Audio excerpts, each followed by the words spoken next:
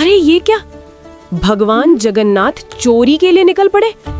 पुरी में उस रात मंदिर के पुजारी कांप रहे थे। दरवाजे खुले थे, भोग गायब था और मंदिर के बाहर नंगे पांव एक छोटा सा बच्चा रोता हुआ बैठा था।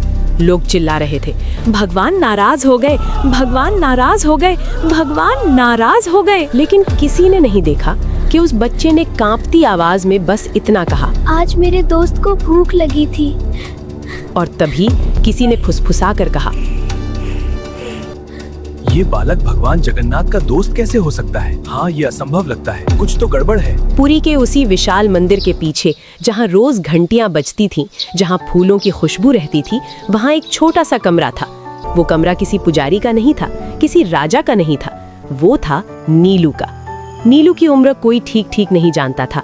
कुछ कहते थे 5 साल, कुछ कहते थे 7।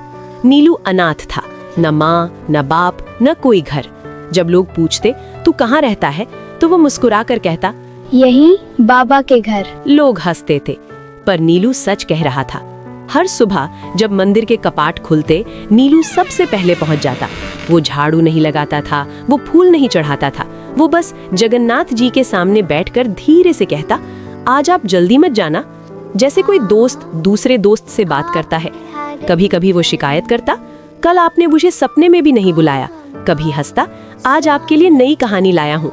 पुजारी देखते थे पर अनदेखा कर देते थे।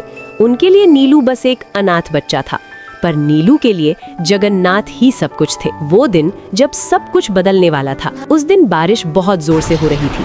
भोग की तैयारी देर से हुई, पुजारी परेशान थे, भीड़ ज्यादा थी।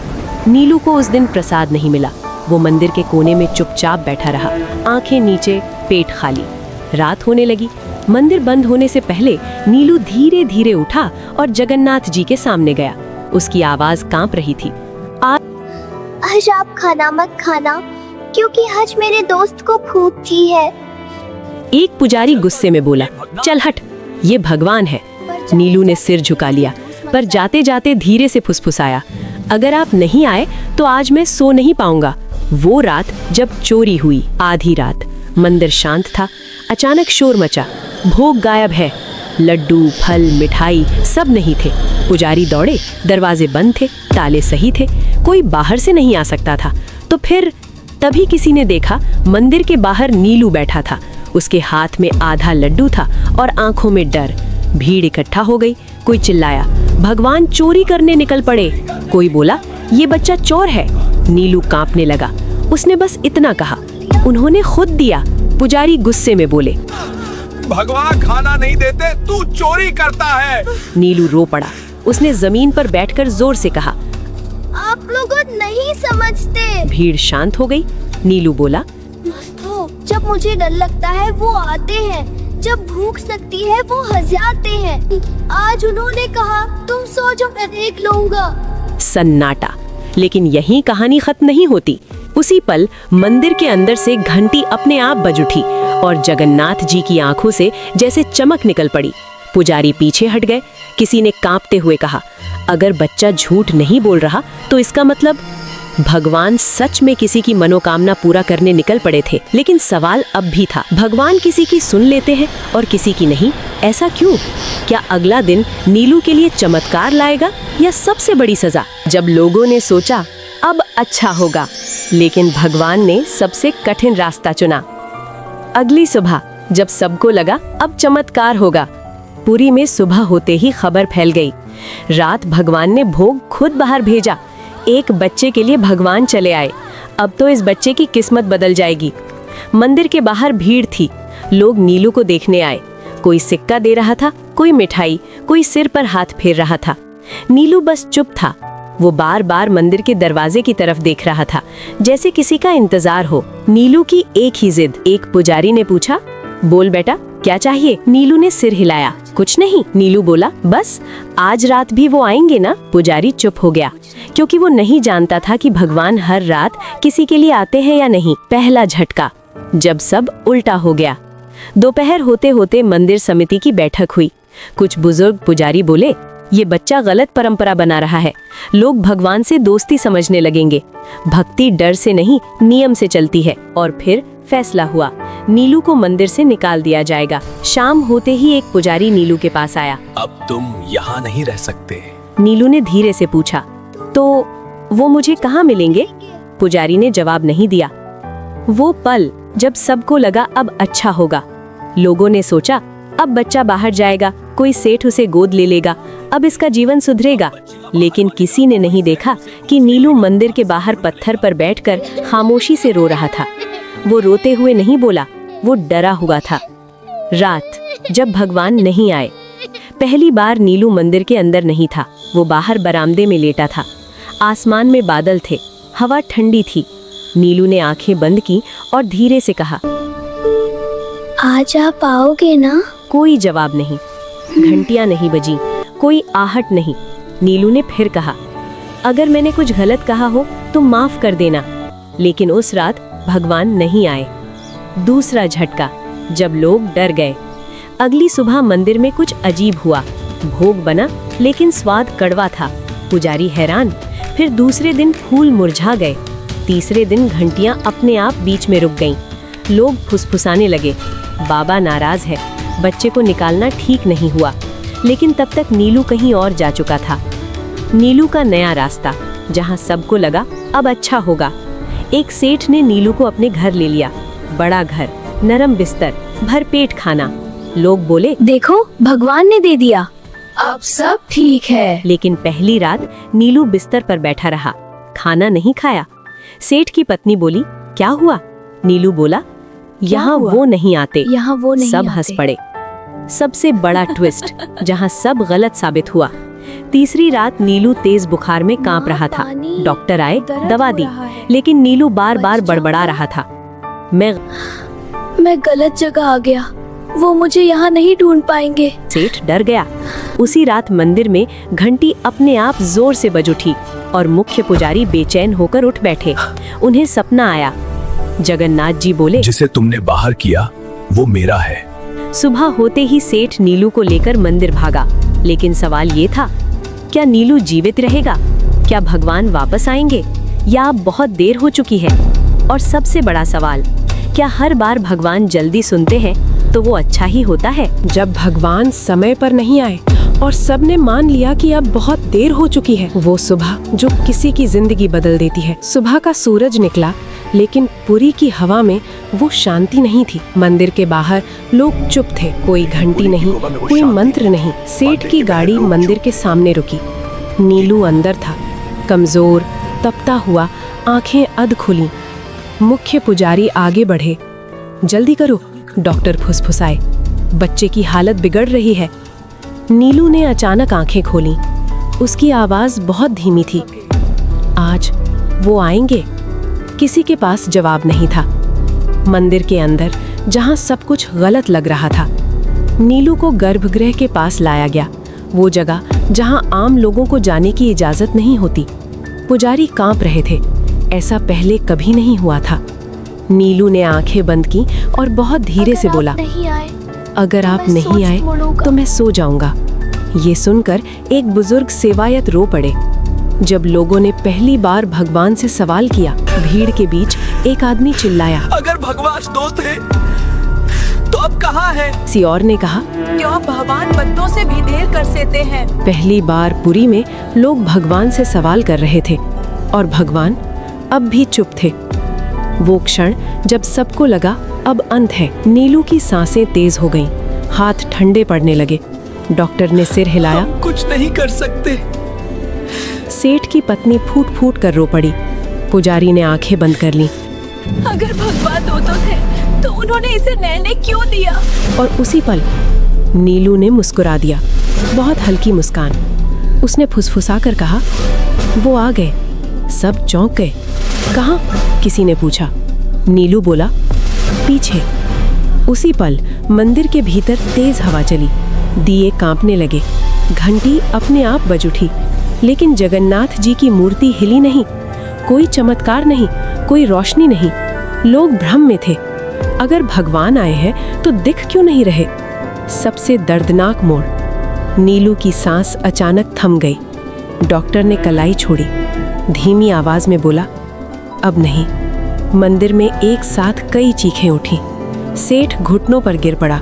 पुजारी फूट फूट कर रोने लगे और उसी पल एक पुजारी ने कांपती आवाज में कहा, अगर भगवान दोस्त थे तो उन्होंने इसे मरने क्यों दिया? चुप्पी जो जवाब से ज्यादा भारी थी। नीलू का शरीर शांत था, चेहरे पर डर नहीं था, बस एक अजीब सी शांति। मंदिर के बाहर लोग बैठ गए, कोई बोल नहीं रहा था। पुरी ने पहली बार भगवान की चुप्पी को इतना भारी महसूस किया। सवाल जो अब सबके थे, क्या भगवान देर कर गए? क्या दोस्ती भी नियमों से हार गई? क्या भगवान सिर्फ देने आते हैं या कभी लेने भी? और सबसे डरावना सवाल, अगर भगवान ना आए तो विश्वास का क्या? रात होते ही मुख्य पुजारी को एक और सपना आया, लेकिन इस बार भगवान मुस्कुरा नहीं रहे थे। उन्होंने बस इतना कहा, तुम सब ने सोचा मैं देर कर गया, लेकिन तुम नहीं जानते मैं उसे लेने नहीं छोड़ने आया था। मैं उसे लेने नहीं छोड़ने आया था। वही रात जब सपना सिर्फ सपना नहीं था। नीलू के जाने के बाद पूरी उस रात सो नहीं पाई। मंदिर के आंगन में अजीब सी ठंडक थी। दिए बुझ चुके थे, लेकिन हवा में अगरबत्ती की खुशबू अब भी थी। मुख्य पुजारी अपने कमरे में बैठे थे। आंखें खुली थीं, लेकिन मन कहीं और था। उन्होंने पहली बार अपने जीवन में भगवान से कुछ नहीं मांगा, बस पूछा, अगर वो आपका था तो आपने उसे हमसे क्यों छीन लिया? उसी क्षण उनकी आंख लग गई और उन्होंने खुद को मंदिर के गर्भगृह में देखा। सब कुछ वैसा ही था जैसा रोज होता है। मूर्ति वही, दिए वही, फूल वही, लेकिन एक फर्क था। जगन्नाथ जी आज सिंहासन पर नहीं थे, वो नीचे खड़े थे और उनके पास नीलू बैठा था। नीलू वैसा नहीं जैसा सबने देखा था। नीलू अब बीमार नहीं था, कमजोर नहीं था। उसके कपड़े साफ थे, चेहरा शांत था, वो हंस रहा था और जगन्नाथ जी उसके बाल सहला रहे थे। पुजारी कांप गए। उन्होंने पूछा, अगर नीलू आपके पास है तो उसका शरीर? अगर नीलू आपके पास है तो उसका शरीर? भगवान ने उनकी तरफ देखा। उनकी आंखों में न गुस्सा था न करुणा, बस सच्चाई। भगवान बोले, तुम सबने समझा मैं देर कर गया, लेकिन नीलू को कभी देर नहीं लगी। पुजारी रो पड़े। तो फिर वो क्यों गया? प्रभु, भगवान जगन्नाथ ने धीरे से कहा, क्योंकि वो रुकने नहीं आया था। भगवान बोले, नीलू इस जीवन में कुछ पाने नहीं आया था, वो भेजा गया था ताकि तुम सब भक्ति और डर में फर्क समझ सको। पुजारी ने कांपते हुए पूछा, पर उसने तो बहुत सहा। भगवान की आवाज और गहरी हो गई, जिसे मेरा मित्र बनना हो उसे मेरा अकेलापन भी समझना पड़ता है। पुजारी ने वही सवाल दोहराया जो सबके मन में था। आपने कहा था आप उसे लेने नहीं छोड़ने आए थे। भगवान जगन्नाथ मुस्कुराए। हाँ, नीलू को इस दुनिया से नहीं, तुम्हारे भ्रम से छोड़ा। नीलू की आखिरी इच्छा। भगवान ने नीलू की तरफ देखा। नीलू बोला, अब वो मुझे भूलेंगे ना? अब वो मुझे भूलेंगे ना? भगवान ने सिर हिलाया। नहीं, लेकिन वो मुझे ढूंढेंगे गलत जगहों पर। नीलू मुस्कुराया। कोई बात नहीं, जब कोई बच्चा रोएगा तो आप वहाँ रहना।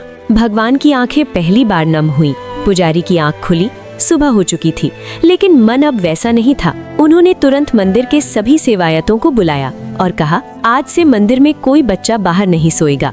आज से भक्ति डर से नहीं चलेगी। उसी दिन एक अनाथ बच्ची मंदिर के बाहर मिली। वो रो रही थी। पुजारी ने उसे गोद में उठाया और पहली बार जगन्नाथ मंदिर में एक छोटा सा कमरा बच्चों के लिए खोला गया। लोग बोले, नीलू चला गया, लेकिन सच्चाई ये थी, नीलू अब हर जगह था। कहानी अब सवाल नहीं पूछती, वो चुप करा देती है। लेकिन अभी भी एक चीज बाकी है। अगर नीलू सिर्फ संदेश था, तो असली बदलाव कब आएगा? क्या भगवान सच में किसी की मनोकामना जल्दी और किसी की देर से पूरी करते हैं? चमत्कार जो दिखा नहीं, लेकिन सबको बदल गया। उस सुबह पुरी में कुछ भी अलग नहीं दिख रहा था। सूरज वैसे ही निकला, घंटियां वैसे ही बजी, भीड़ वैसे ही आई, लेकिन जिनकी आंखें खुल चुकी थीं, उन्हें सब कुछ अलग लग रहा था। मुख्य पुजारी पहली बार भीड़ से पहले मंदिर के बाहर खड़े थे, वहाँ जहाँ नीलू बैठा करता था। नीलू की जगह पर आज एक छोटा सा कपड़ा रखा था। उस पर फूल नहीं थे, दिया भी नहीं था, बस एक साधारण सी चटाई। एक सेवायत ने पूछा, ये किसके लिए है? पुजारी ने कहा, उसके लिए जो आ जाएगा। धीरे धीरे फैलती बात। पहले दिन एक बच्चा आया, दूसरे दिन 2, तीसरे दिन 4। कोई नहीं जानता था कि खबर कैसे फैली। बस इतना हुआ कि अब मंदिर के बाहर कोई बच्चा अकेला नहीं बैठता था। पहला बदलाव पूजा में। एक दिन भोग की थाली आई। पुजारी ने हाथ जोड़े और पहली बार ये शब्द बोले, अगर किसी बच्चे को आज भूख है तो पहले उसे। सेवायत चौंक गए, पर किसी ने विरोध नहीं किया। लोगों के भीतर शुरू हुई हलचल। भीड़ में एक आदमी फुसफुसाया, पहले भगवान से डर लगता था, अब थोड़ा अपना सा लगता है। किसी ने कहा नीलू मर गया और किसी ने जवाब दिया, नहीं, नीलू समझ आ गया जहां लोग कुछ और चाहते थे। कुछ लोग नाराज भी थे। एक व्यापारी बोला, हम सालों से चढ़ावा दे रहे हैं, फिर भी हमारी मनोकामना नहीं पूरी होती। दूसरा बोला, एक बच्चा आया और सब बदल गया। पुजारी ने शांत स्वर में कहा, शायद बदलाव मंदिर में नहीं, हम में होना था। एक दिन बारिश हुई। एक शाम तेज बारिश हो रही थी। मंदिर के बाहर एक बच्ची खड़ी थी। वो कुछ नहीं बोली, बस देखती रही।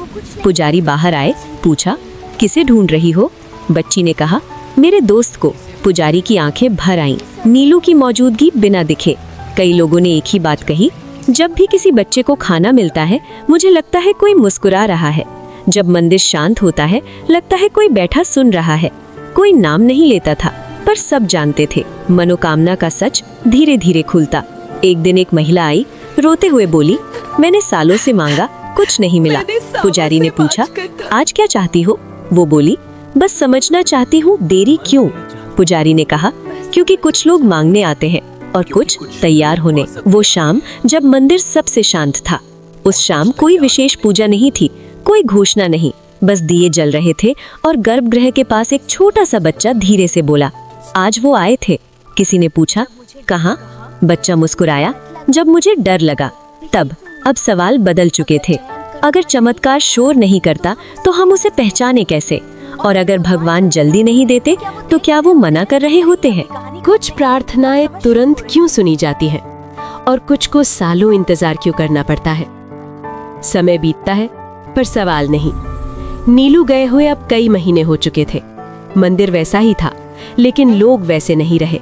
अब लोग मंदिर आते थे पर पहले जैसे नहीं।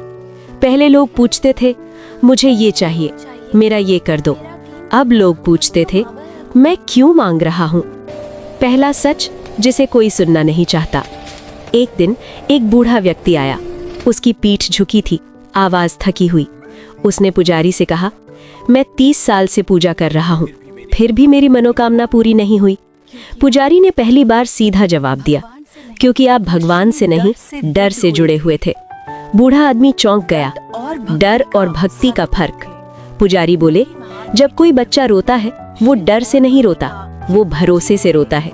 नीलू इसलिए सुना गया क्योंकि उसे खोने का डर नहीं था। भीड़ में सन्नाटा छा गया। समय का रहस्य। एक और आदमी बोला, तो क्या भगवान समय देखकर देते हैं? पुजारी मुस्कुराए, नहीं, भगवान देखकर देते हैं कि तुम संभाल पाओगे या नहीं। भारी हाथ, खाली हाथ। पुजारी ने जमीन से एक पत्थर उठाया, फिर एक फूल, और कहा, भरा हुआ हाथ फूल नहीं पकड़ सकता और भरा हुआ मन भगवान नहीं। भीड़ में कई लोग आंखें झुका गए। जब देर असल में दया होती है। एक महिला रोते हुए बोली, मैंने मांगा था कि मेरा बेटा बच जाए, भगवान ने नहीं सुना। पुजारी ने धीरे से कहा, शायद उन्होंने सुना, पर वो दर्द आपके लिए जरूरी था। ये सुनकर कुछ लोग उठकर चले गए। सच हर किसी के लिए नहीं होता। नीलू की याद फिर से।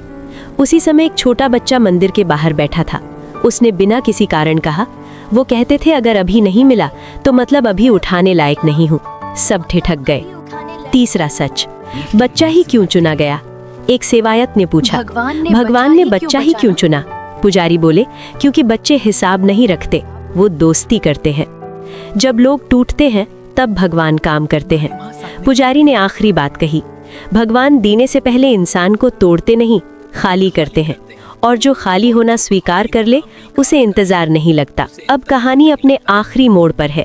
सिर्फ एक सवाल बचा है, क्या नीलू का असर सिर्फ मंदिर तक था या उससे बाहर भी? क्या भगवान आखिरी बार कोई संकेत देंगे? आखिरी संकेत जो भगवान ने शब्दों में नहीं दिया, वो सुबह जो किसी ने नोटिस नहीं की। उस सुबह पुरी में कुछ भी अलग नहीं दिख रहा था, ना कोई चमत्कार, ना कोई घोषणा, ना कोई आवाज, लेकिन मंदिर के बाहर एक छोटा सा दृश्य था जिसे ज्यादातर लोगों ने देखकर भी अनदेखा कर गए। एक बच्चा मंदिर की सीढ़ियों पर बैठा था। उसके पैरों में चप्पल नहीं थी, हाथ में कोई कटोरा नहीं था। वो बस दिए की लौ को देख रहा था। एक सवाल जो कहानी को पूरा करता है। एक आदमी रुका, पूछा, तू यहाँ क्यों बैठा है? बच्चे ने ऊपर देखा और वही जवाब दिया जो कभी नीलू देता था, अपने दोस्त का इंतजार कर रहा हूँ। आदमी ठिठक गया। बिना दिखे हुआ चमत्कार। उसी पल हवा हल्की सी चली, दिए की लौ सीधी खड़ी हो गई। घंटी नहीं बजी, मूर्ति नहीं हिली, लेकिन जो वहां खड़े थे उन्हें ऐसा लगा कोई सुन रहा है। नीलू की कहानी अब किसी एक की नहीं। धीरे धीरे मंदिर के बाहर और बच्चे आने लगे। कोई रो नहीं रहा था, कोई मांग नहीं कर रहा था, बस बैठे थे। और मंदिर पहली बार इतना शांत था। आखिरी समझ जो देर से आती है। मुख्य पुजारी सीढ़ियों पर बैठ गए और बोले, हम भगवान को अपने समय में बांधना चाहते थे, पर भगवान इंसान को समय के लायक बनाते हैं। सबसे भारी पंक्ति। पुजारी ने आंखें बंद की और बहुत धीरे से कहा, नीलू को भगवान ने नहीं छोड़ा, भगवान ने हमें छोड़ा था, हमारी शर्तों के साथ। जहां कहानी आपसे जुड़ती है। शाम को एक माँ अपने बच्चे का हाथ पकड़कर मंदिर से बाहर निकली। बच्चे ने पूछा, माँ भगवान कहाँ रहते हैं? माँ रुकी, फिर बोली, जहां डर नहीं होता। बच्चा मुस्कुराया। अंतिम शब्द। लोग कहते हैं भगवान कुछ लोगों की प्रार्थना तुरंत सुन लेते हैं और कुछ को इंतजार करवाते हैं, लेकिन सच ये है भगवान कभी देर नहीं करते। वो बस तय करते हैं कि कौन मांग रहा है और कौन